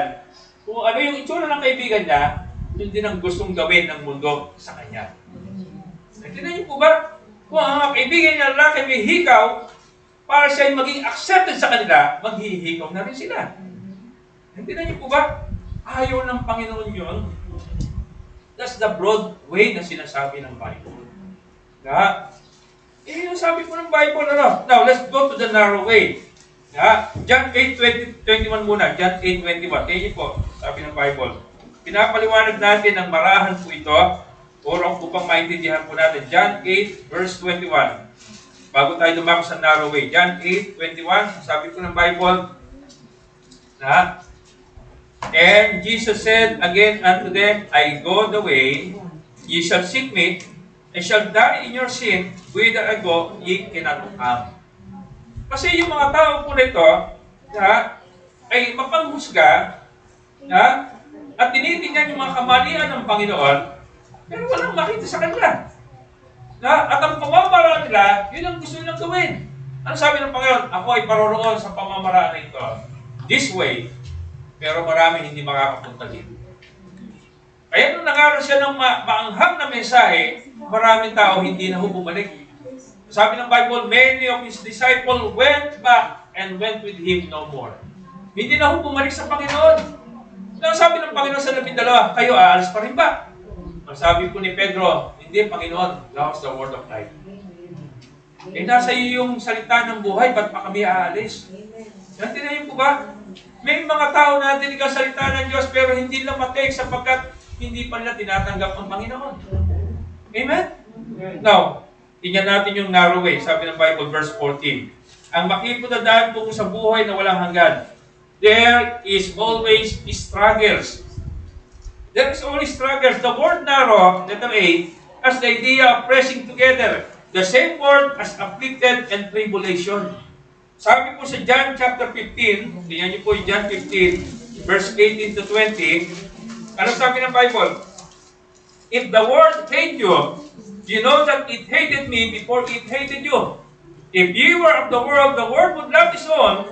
But because you are not of the world, I have chosen you out of this world. Therefore, the world hated you. Remember the word that I said unto you, the servant is not greater than his Lord. If they have persecuted me, they will also persecute you. If they have kept my saying, they will keep yours also. Now listen, ano sabi ng Bible? Ang sabi ng Biblia, kung ang mundo galit sa iyo, sapagkat unang nagalit sila kay Kristo. Kasi tinuturo ng Panginoon, ang pamamaraan sa patungong langit, ang gusto nila, yung sariling paraan nila eh. Okay? Tignan niyo po ba? Ay, sabi po ng Bible, the narrow way, there is always struggle. Tingnan, sabi ng Panginoon. Sabi ng Panginoon, if any man come after me, let him deny himself. Tagalugin mo ngayon, sino bang susunod kay Kristo? I-deny niya yung kanyang sarili. Ibig sabihin, kung gusto mo, kahit ikay pagod na pagod, sa buong isang linggo, pagdating ng araw ng linggo, ang gusto ng Panginoon, sumimba ka. Pero dahil pagod na pagod ka na, ang gusto ng mundo, mamahinga ka. Pero gusto ng Panginoon, sumimba ka sapagkat natin ang pagpapala. So, merong struggle mga kapatid eh. Sino ba sa atin ang hindi napapagod? Sino ba sa atin ang hindi nahihirapan? Sino ba sa atin na ang hindi po nakakaramdam ng panghihina? Lahat tayo nakakaramdam noon. Kasakitan, lahat may nakakaramdam. Si Brother Tumel nga, ilang buwan, COVID eh. Di ba? Nung unang punta ko ho dyan, nakabalot na ho yan eh. Di ba, Brother Tumel? Ng kumot, at saka ng banig, at saka ng kulambo. Noel, buhay ka pa ba? Oo. Gawin mo si Brother Noel, mga kapatid. Eh, ngayon buhay eh. Amen. Kasama na po natin ngayon eh. Amen. Diba? Bakit po gano'n? Lahat po tayo may struggles. Amen. Sa paglilingkod sa Panginoon, may struggle. Sa pag-attend ng church, may struggle. Pero magpatuloy ka sa Panginoon. Amen. Sapagkat narito ang pagpapala ng Panginoon. Amen. Narito yung provision ng Panginoon. Amen. Talagang may struggle sa buhay Kristiyano. Eh, wala naman nung pumapansin sa akin doon, pastor, sa simbahan eh. Hindi. Huwag mong sabihin walang pumapansin. Una, ang Panginoon, kaya ka dinala dito sapagkat pinapansin ka ng Panginoon. Amen. Mahal ka ng Panginoon. Amen. Ang gusto ng Panginoon, there is nothing between. Amen. Nothing between. Sabihin, pag-araw ng linggo, ang focus mo sa Panginoon. Amen. Hindi sa asawa mo, hindi sa girlfriend mo, hindi kanino man, sa Panginoon. Amen. Hindi sa problema mo, hindi sa pagsubok, hindi sa trials, hindi sa kasakitan, sa Panginoon. Amen. Yun ang sinasabi ho ditong narrow way. Nang ibig sabihin, afflicted and tribulation. Meron talagang tribulation sa buhay po natin. Araw-araw po yan. Sapagkat ang laman nito, ayaw sumimba. Amen. Pero ang isipan, ang espiritu, na nagaling sa Panginoon, nagnanais na tayo lumago sa pananampalataya. Amen po ba? Amen. Kaya ba yun ang unang bagay, the struggle. Pangalawa, there is separation. Lagi ho merong separation. Look at Romans chapter 12, verse 1 and 2. Alam niyo na yung talata na yan? Sabi niyan, be not conformed to this world. I beseech you, therefore, brethren, by the mercies of God, Ye present your bodies a living sacrifice, holy and acceptable unto God. Ito po yung ating paglilingkuran sa Panginoon, itong katawan na ito. And be not conformed to this world, verse 2, sabi niya sa Romans 12. But be ye transformed by the renewing of your mind. So, paano mababagong buhay ng isang tao? Sabi po ng Bible sa pamamagitan ng pagbabago ng kaisipan. Paano mababago ang ating kaisipan? Sa pamamagitan ng salita ng Diyos na ilalagay sa ating kaisipan. Now listen, ikay bago nag-a-attend, mahal ka ng Panginoon. At nais ang Panginoon, lumago ka sa pananampalataya. Kung ang mundo, parang pakiramdam mo, parang iniwanan ka na ng mundo, hayaan mo ang mundo, mahal ka ng Panginoon. Kung sa palagay mo, nag-iisa ka na lamang sa mundo na ito, walang nag-aaskas sa iyo, walang nagmamahal sa iyo, mahal ka ng Panginoon. At ang sabi ng Bible, sabi ng Panginoon, pangako niya, I will never leave thee nor forsake thee. Hindi ka niya pababayaan, hindi ka niya iiwan. Mahal ka ng Panginoon. Sabi po ng Bible, talagang mayroong separation kasi. The Christian cannot walk in the ways of the Lord, of the world, and live pleasing unto the Lord. Hindi talaga pwede. Pagkabisan, tama yung sinasabi ng mga matatanda, anak, hindi ka pwede mamangkas sa 2 kilo. Kasi yun ang sabi ng Bible, you cannot serve 2 masters at the same time. Kapag ikaw ay susunod sa Panginoon, tatalikod ka sa mundo. Kapag ikaw ay tumatalikod sa Panginoon, ang direksyon mo sa mundo. Kaya hindi ka pwede nga naman maglingkod sa mundo at saka sa Panginoon. Ang mundo, hinahata ka patungo sa impyerno. Ang Panginoon, hinahata ka patungo sa langit. Ang mundo, gusto maging kapareho ka ng mundo. Ang gusto ng ni Satan, maging miserable ang buhay mo. Ang Panginoon, gusto ka na magkaroon ng buhay na kaaya-aya at may pagpapala sa Panginoon. Maraming tao, gusto niya sa mundo. Gusto ko sa mundo. Walang restriction. Oo nga, walang restriction. Impyerno naman pupuntahan mo. Ang gusto ng mundo, linggo lang umaga, nandun ka sa mall. Wala ka namang pera. Takatanga ka doon, titigilan mo lang, ganda nito, ganda doon. Bibili ko yun. Wala akong pera. Nagkuwi na lang ako. Ang gusto ng Panginoon, dito, tinuturo sa iyo kung paano ka pagyamanin ng Panginoon. At wala akong sumunod sa Panginoon na hindi pinagyaman ng Panginoon. Wala akong sumunod sa Panginoon na hindi pinagyaman ng Panginoon. Kaya sabi po ng Bible, there is struggles and there is separation. Sabi po ng Bible sa 2 Corinthians chapter 6:17. Kunti na lang mo ito. Tama-tama, last dos na po sa tayo. 2 Corinthians, chapter 12. Chapter 6, 2 Corinthians chapter 6, verse number 17. Ano sabi po ng Bible? Wherefore, come out from among them and be ye separate. Anong sinasabi ng Panginoon dito? And touch not the unclean thing, and I will receive you. Look at verse 18. I will be a father unto you, and you shall be my sons and daughters, said the Lord Almighty. Anong sabi ng Bible? Kung ikay nakakilala na sa Panginoon, come out from among them. Anong sinasabi ng Panginoon dito? Yung sa nagisnahan mong maling pananampalataya, umalis ka dyan. Hello, nakikinig ko ba? Tandaan niyo ito, Tayo, sinilang ng makasalanan. At makasalanan din tayo mamamatay.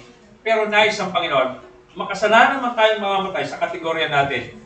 Meron tayong katwiran ng Diyos dahil tinanggap natin siya. Diba? Sabi ng Bible, ang kabayaran ng kasalanan, kamatayan, bagamat ang regalo ng Diyos ay buhay na walang hanggan. Kung tinanggap niyo si Kristo, nakamtan niyo ang regalo ng buhay na walang hanggan. Anak ka na ng Diyos. Wala ka nang gagawin para maging anak ka na. Para maging mabuting anak, marami kang dapat gawin. Doon po pumapasok yung come out from among them. Para ang isang tao po, nananampalataya, naging Kristiyano, sapat na yun para siya pumunta sa langit. Pero para siya po'y lumago sa pananampalataya, marami siyang dapat gawing pagsunod. Pagsunod. Pagsunod. Isa ho dyan yung sumunod sa tubig ng bautismo kung tumanggap ka na kay Kristo. Isa ho dyan ay patuloy na manambahan kasama ng mga mananampalataya at lumago sa pananampalataya. Yun ang sinasabi ng Bible, come out from among them. Tingnan nyo ha, si Jesus Christ, kailangan pa ba niya magpabautismo? Hindi na. Diyos siya eh. Pero bakit po siya sumunod sa tubig ng bautismo ni Juan? Because John the Baptist has the authority to baptize believers. Si Kristo, hindi siya believer. Siya nga ho yung dapat paniwalaan eh. Panampalatayaan, di ba? Pero he set as an example sa mga disciple para sila'y sumunod. Lahat po ba ng mga disciple ni Kristo sumunod sa tubig ng bautismo? Yes. And later on, sila na po ay nagbautismo din. Tingnan niyo po ba? Kaya nga yung pagsunod sa tubig ng bautismo, yung po ay isang nais ng Diyos na kung ikaw ay mananampalataya na, come out from among them and be ye separate. Sineseparate ng Panginoon ang mga tao po naligtas na at sila'y nanampalataya at sila po ay nais na sumunod sa tubig ng bautismo. At ang bautismo, ito po ay very significant symbol sa mga taong naligtas. Bakit po? Ang bautismo po ay larawan ng pagkamatay, pagkalibing, at pagkabuhay. Kaya ang isang pastor, pag nagbabautismo, buried in him in baptism and raised up to walk in the newness of life. Ibig sabihin, ina-identify mo ang sarili mo sa kamatayan, pagkalibing, at pagkabuhay ni Kristo. Kaya ang bautismo, ninulubog talaga sa tubig eh. Hindi ho biniwiskan, hindi ho binubuhusan. Ang bautismo po ay larawan ng kamatayan, pagkalibing, at pagkabuhay ni Kristo. Kung ikaw ay tumanggap na sa Panginoon, ligtas ka na, amen? Ikaw ay marapat na sumunod sa tubig ng bautismo. Yan ang kulang sa buhay mo. To come out from among them and be separate. Yes! Meron pong struggle. Ano kaya ang sasabihin ng aking mga magulang? Ano kaya ang sasabihin ng aking mga kamag-anak? Pag ako nagpabautismo, ano kaya ang sasabihin nila? Huwag kang matakot sa sasabihin nila. Ang makita mo dito, yung plano ng Panginoon sa buhay. Tingnan niyo po ba? Sa Bible, lahat ng binabautismohan, sabi ng Bible, ay nakakilala na kay Kristo. Hindi ho baby. Wala hong babying binautismohan sa Bible. Wala. Lahat ng binautismohan, alam niya na siya hiligtas na sa langit na pupunta, kaya siya'y sumunod sa tubig ng bautismo. Amen?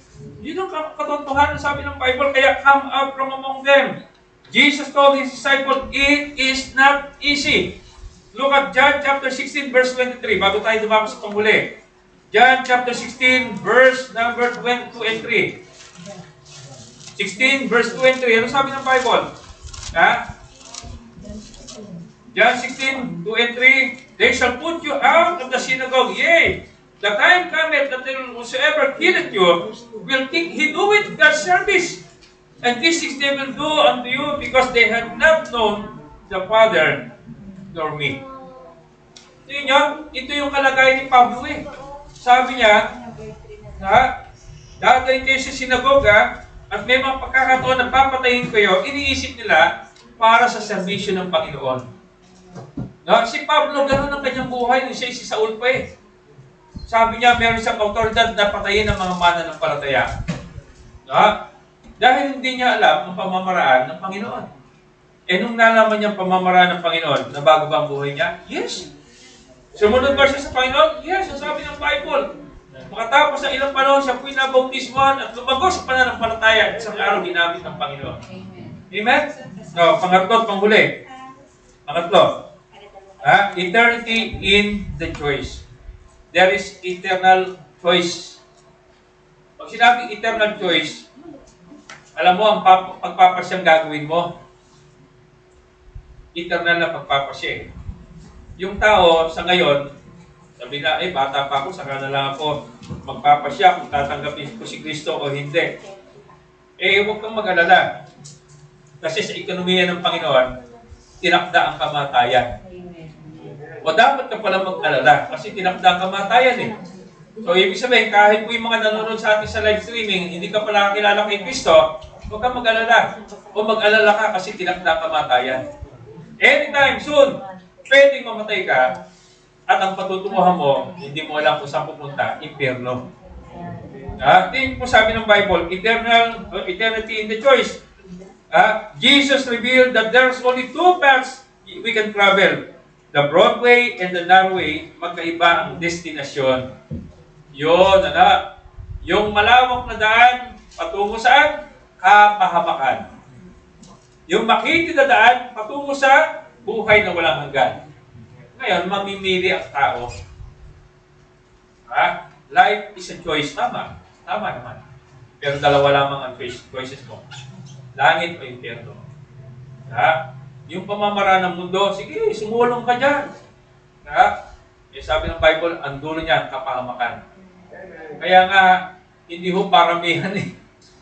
Diba? Sasabihin nila, dami yung mati sa amin. Kalaki ng aming simbahan. Talagang hanggang labas, may mga nakaluhod.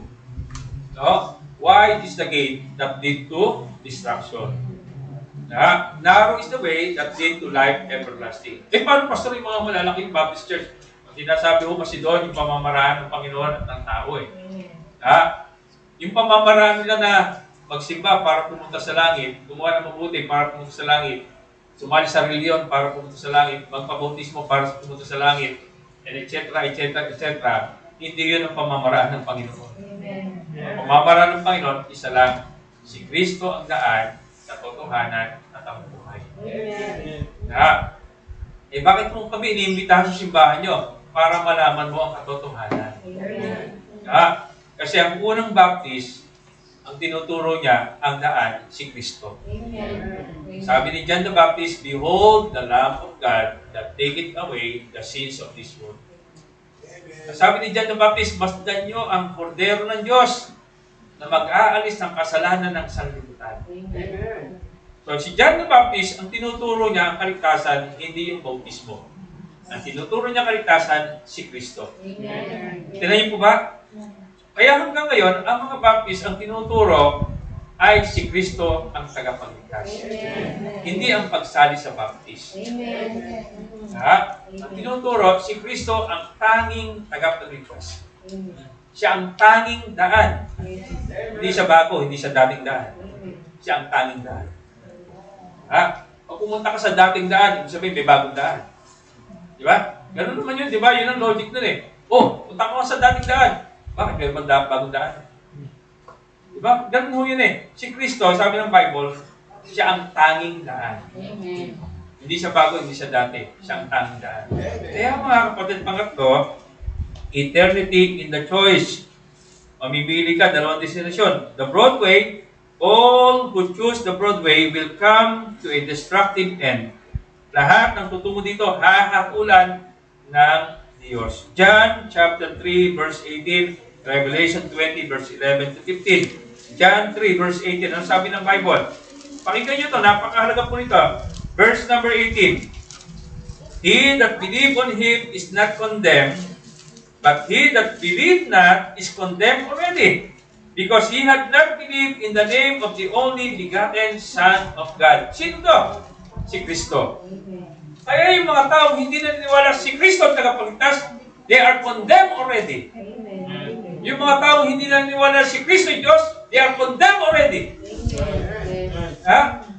Ay sabihin mo, napakaraming membro nila kapag hindi sila naniniwala na si Kristo ang tagapagligtas. Sabi ng Bible, they are condemned already. Hinatulan na sila ng destruction sa impyerno. Kahit buhay pa, opo. Sabi ng Bible, hinatulan na sila sa impyerno. Bakit? Kasi hindi sila nanampalataya sa anak ng Diyos. Sino ang anak ng Diyos? Si Kristo. Malinaw, di ba? Kaya nga sabi ng Bible, that's the broad way.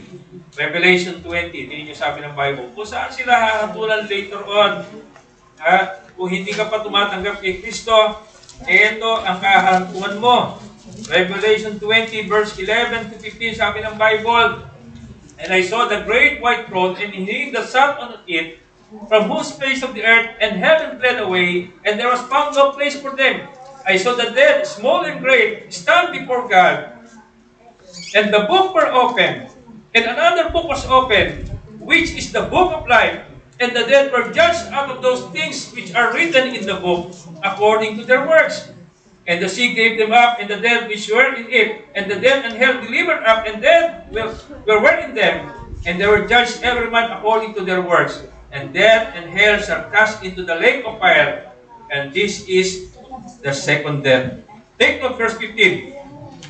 And whosoever was not found in the book of life was cast into the lake of fire.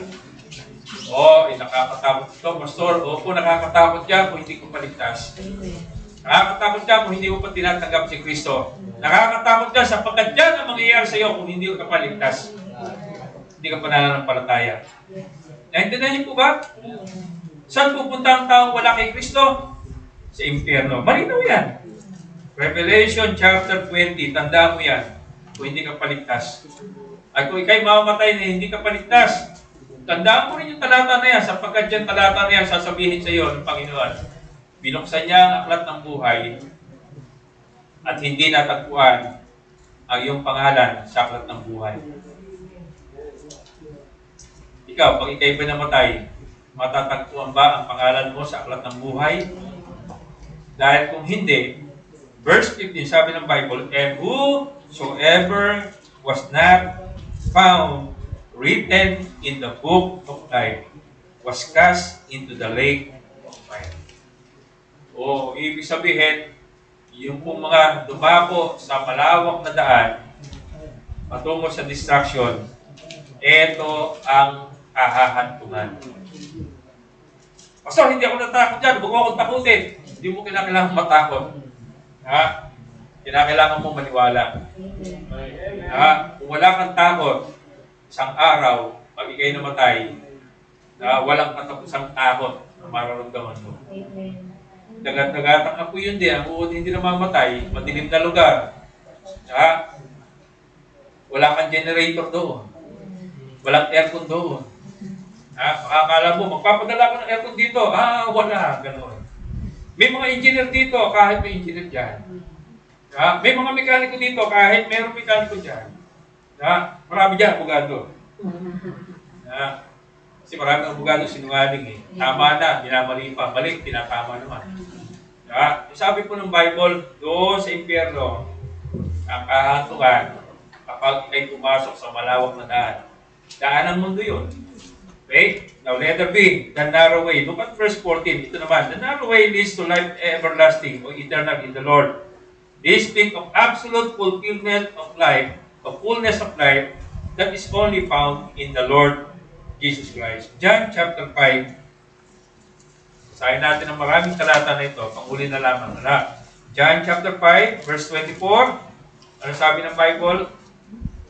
Verily, verily, I say unto you, he that heareth my word and believe on him that sent me hath everlasting life, and not come into condemnation, but is passed from death unto life.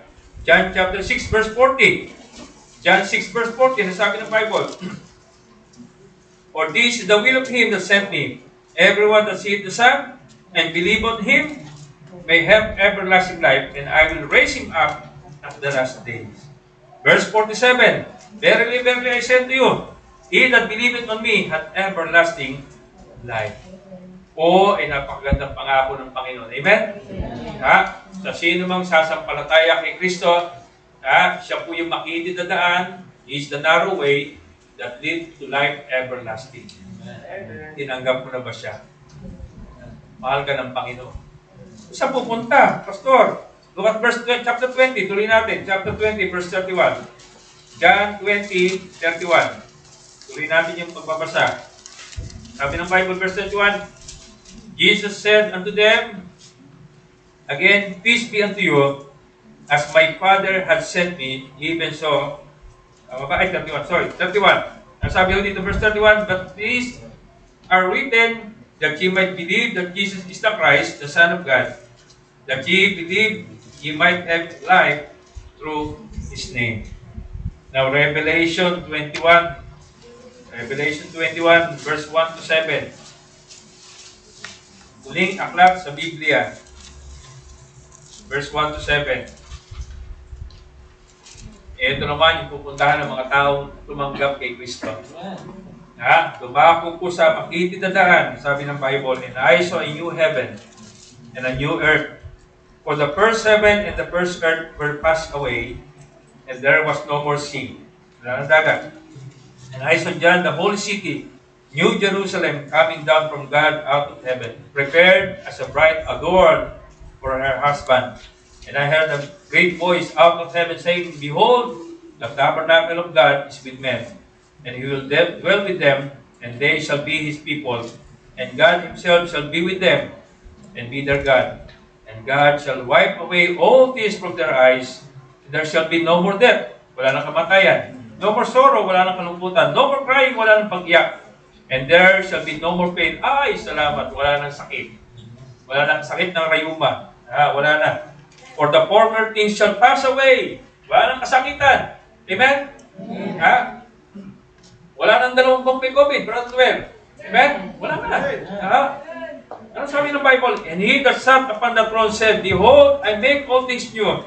And he said unto me, Write these words are true and faithful. And he said unto me, It is done. I am Alpha and Omega, the beginning of the end. I will give unto him that is athirst of the fountain of life freely. And he that overcometh shall inherit all things, and I will be their God, and there shall be my son. Amen. Babasahin niyo po yan. Yun po ang sinasabi ng Bible patungkol sa langit. Mga minamahal, sa ating pagtatapos, the only way to access the narrow way is through Christ. Sinabi po niya, Jesus said unto them, I am the way, the truth, and the life.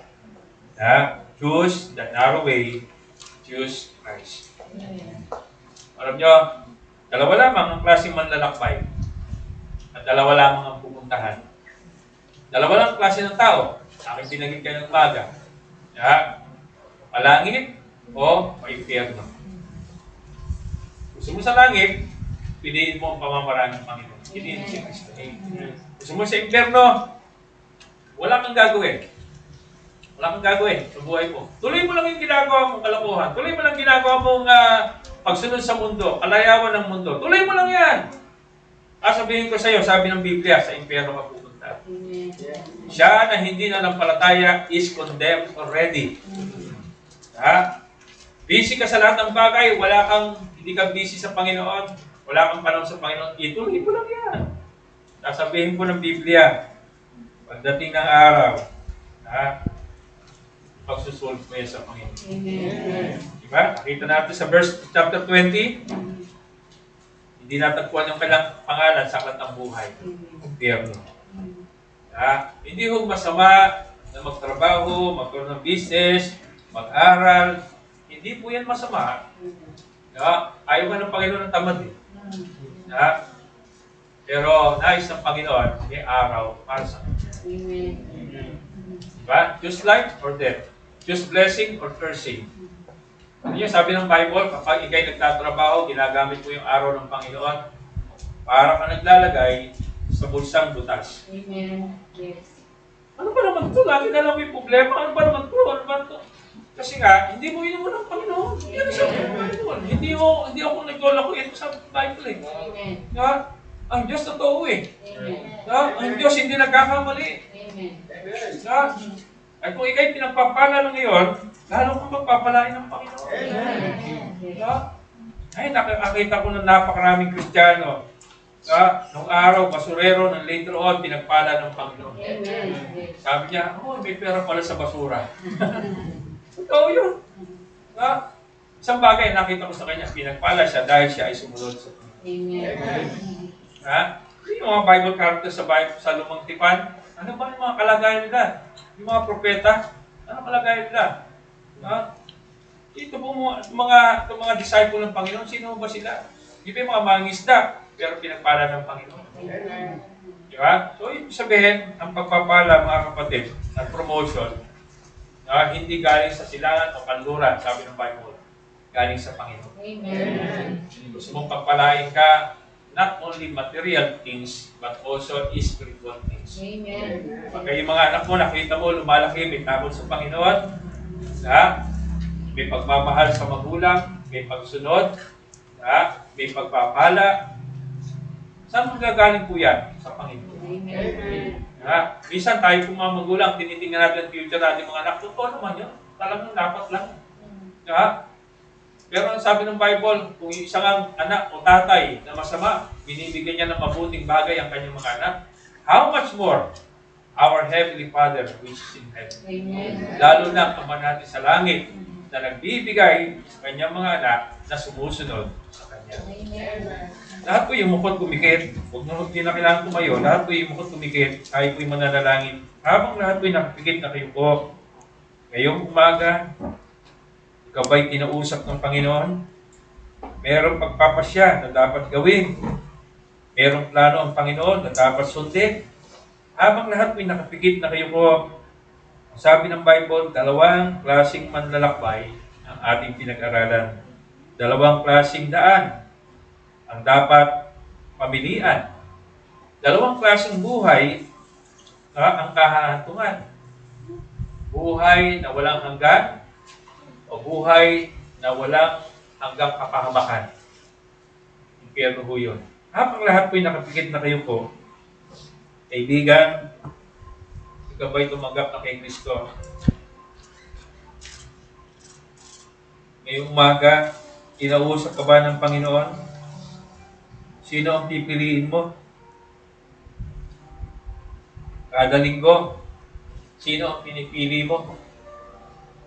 Mundo ba? O ang Panginoon?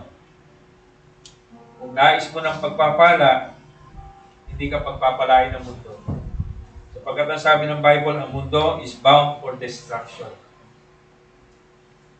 Pero ang Panginoon, kapag siya ang pinili mo pag-araw ng linggo, sabi ng Bible, I will pour you out of blessings, that there shall be enough room for you to fill it. Pag inuuna mo ang Panginoon, sabi ng Bible.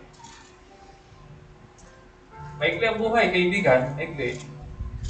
Kapag hindi ka sumunod sa Panginoon, isang araw, buhay na yan, pwedeng kunin niya. At kung hindi ka paligtas, sa impyerno ka pupunta. Sabi ng Bible, siya na hindi tatanggap, pinatulan na. Dapat siya natatanggap, ay buhay na walang hanggan. Habang lahat pinakapikit na kayo po, mamili ka ngayong araw na ito. Meron po ba sa atin ngayong umaga, kapag ikay namatay, hindi ka pa sigurado ng langit, tanggapin mo na si Kristo. Tanggapin mo na siya, bago mahulin lahat. Bago dumating ang hangganan ng buhay mo sa lupa. Maging sa ating pong nakikinig sa ating live streaming, hindi ka pa sigurado ng langit, sasabihin ko sa iyo, sabi ng Biblia, ang kabayaran ng kasalanan, kamatayan. At ang ikalawang kamatayan ay sa impyerno. Pero salamat sa Panginoon, si Kristo namatay para sa iyo. Inibig at nabuhay para sa iyo. Nais ng Panginoon, tanggapin mo siya. Meron po ba ngayong umaga, habang lahat pinakapikit na kayo ko, hindi ka pa sigurado ng langit, pero nais mong tanggapin si Kristo, nais kitang ipanalangin, pwede bang itaas mo yung kamay? Kung hindi ka pa sigurado ng langit, meron po ba sa atin ngayong umaga? Tinanggap mo na ba talaga si Kristo? Kasi kung tinanggap mo na si Kristo, mayroong pagbabago ng buhay. Siya ang magiging prioridad ng buhay mo. There is a struggles, yes. Sabi ng Bible, mayroong struggles to go into the narrow way. But choose Christ. Ikaw ba'y tumanggap na kay Kristo? At nais mo siyang sundin? Sumunod ka sa tubig ng bautismo? Sumunod ka sa tubig ng bautismo sapagkat yan ang nais ng Panginoon. Gusto ng Panginoon, pagpalain ka. Gusto ng Panginoon, maging obedient ka sa Kanya. Meron po ba ngayong umaga? Tataas ang kamay, Pastor, nais ko pong sumunod sa tubig ng bautismo. Meron po ba? Tumanggap ka na kay Kristo? At nais mong sumunod sa tubig ng bautismo, mahal ka ng Panginoon. At ang pagsunod na gagawin mo, nandun ang pagpapala ng Panginoon. Ang bautismo, hindi po pinipilit. Ito po ay pusang loob. Pero kung nakita mo at nais mo na sumunod kay Kristo, kay sumunod sa tubig ng bautismo. Pwede natin i-schedule po yan sa isang linggo. Tayo po'y manalangin, dakilang Diyos, salamat po sa aming natutunan ngayong umaga, salamat po sa inyong salita na nahayag. Tulungan niyo po, Panginoon, na mag-decide ang bawat isa. Tulungan niyo po, Panginoon, kami na lumago sa pananampalataya, Panginoon. Kung meron po sa amin na hindi pa po ligtas, ang aking pong dalangin ay sana po patuloy kayong mangusap sa Kanya upang maintindihan niya ang kahalagahan po ng pagtanggap ni Kristo. O Diyos, dalangin ko po ang lahat ng mga bagay na ito. Maasa ko na hindi po nawawalan ng kabuluhan ang bawat salita na amin po pinag-aralan ngayong umaga, bawat talata na amin po tinukoy ngayong umaga, at nawang inyong pong Spiritong Banal siyang nag-usap sa bawat isa po sa amin. Salamat po sa pangalan ni Jesus. Amen at amen. Tayo po'y magkakalaw ngayong pong umaga. Tayo po ay pinagpala ng salita ng Diyos. Amen. Salamat po sa Panginoon na lahat. At again, nais ko pong ipabati, mamayang hapon, 2 o'clock. Meron tayong family fellowship, may konting kainan, then dito meron tayong pananambahan sa hapon. So nais ko po na kayo po'y bumalik at makasama po natin sa ating pananambahan. Amen. So, tayo po'y kukuha ng ating kalong ngayong umaga at tayo po ay mananalangin. Pipray mo na. Sadali lang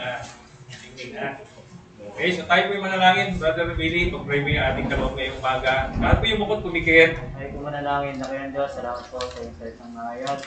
Gamitin niyo po ang halagang ito upang mabot ang mga hindi po tumatanggap sa inyo.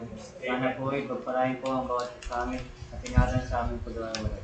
Sa aming dalangin sa pangalan ni Jesus. Amen. Tayo po yung makalong sa Panginoon.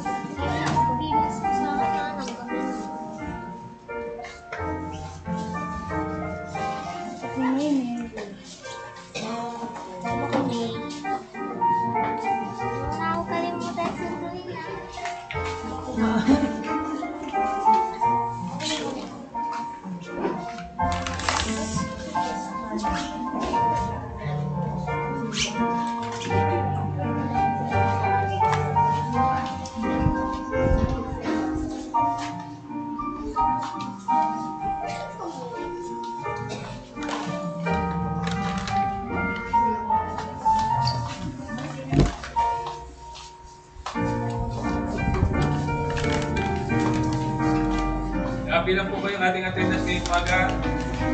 Nandiyan na.